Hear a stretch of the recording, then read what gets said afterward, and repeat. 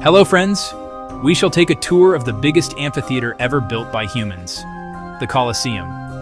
The Colosseum was built between 72 AD and 80 AD under the Emperor Vespasian in the heart of ancient Rome. The Colosseum was intentionally built on the site of a man-made lake within the lavish estate of Emperor Nero, known as the Domus Aurea. After Nero's suicide, Emperor Vespasian constructed the public amphitheater in its place, both to erase the memory of his predecessor and to win public favor. The Colosseum was built as part of an effort to revitalize Rome after a hard time where there had been 4 different emperors in the space of a year. Emperor Vespasian wanted the Colosseum to be an entertainment venue. He wanted to create the largest amphitheater known to man in order to make his subjects happy and expand the empire. Made from stone and concrete, this magnificent monument was built with the manpower of tens of thousands of slaves. The Colosseum is the largest amphitheater, meaning theater in the round, in the world. Oval in shape, it measures 189 meters long, 156 meters wide, and 50 meters high, which is about the height of a 12-story building. This ancient sporting arena could easily fit a modern-day football pitch inside. This brilliant building had 80 entrances and could seat approximately 50,000 spectators who would come to watch sporting events and games. These events included gladiatorial combats, wild animal hunts, and, believe it or not, ship naval battles, free for all. At the Colosseum's major events, often those organized and paid for by the emperors themselves, there was no entry fee. The Colosseum's seating arrangement was based on social hierarchy, with the highest-ranking citizens like the emperor and senators sitting in the lowest, most prestigious tier, the podium. The second tier was for the noble class, the third was for ordinary citizens, and the uppermost levels were for the poor and women, who sometimes had to stand on wooden benches. Seating was assigned with tickets etched on pottery to guide the 50,000 spectators to their designated spots, and free food was sometimes served too. Bonus right. Emperors would use this as a way to gain popularity and support from the public. The technology of mock sea battles. Before the elaborate underground hypogeum was added, the Colosseum floor was removable and could be flooded with water for staged naval battles, called naumachii.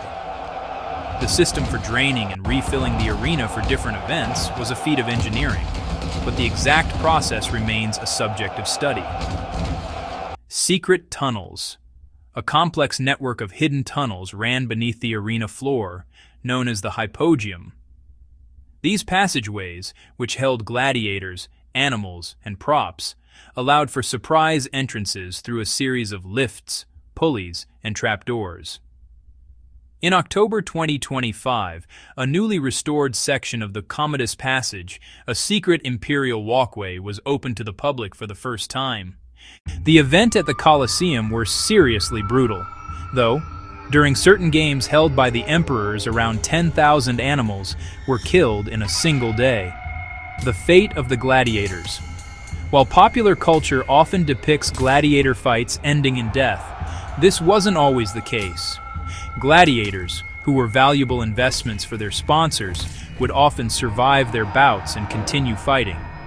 It is known, however, that over 400,000 people and 1 million animals died in events at the Colosseum over the centuries. The Colosseum was a cruel form of theater. Beyond gladiatorial battles, spectacles in the Colosseum were a morbid form of theater, reenacting foundation myths and dramatizing the ruthless power of Roman justice. The executions of criminals and public hunts of wild animals served to symbolize the empire's dominance. The first games ever to be held were in 80 AD under Emperor Titus, the son of Vespasian, and they ran for 100 days straight. Games continued to be held for centuries to come. Gladiatorial games until the 5th century and animal hunts until the 6th century. To protect the spectators from the blistering sun and heat of ancient Rome, there was the velarium, an awning that could be pulled over the top of the seating area to provide shade. Clever, right? Below the Colosseum were numerous rooms and underground passages.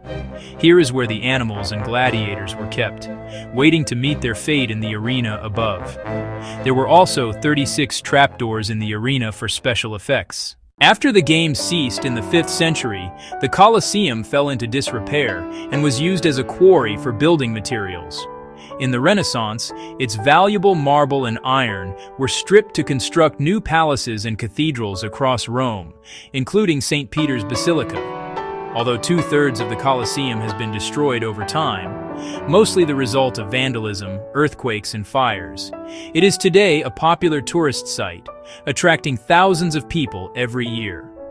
Hope you experience the visit to the biggest amphitheater which wonders us even today. Thank you for watching. See you all soon. Please consider subscribing if you enjoyed the video.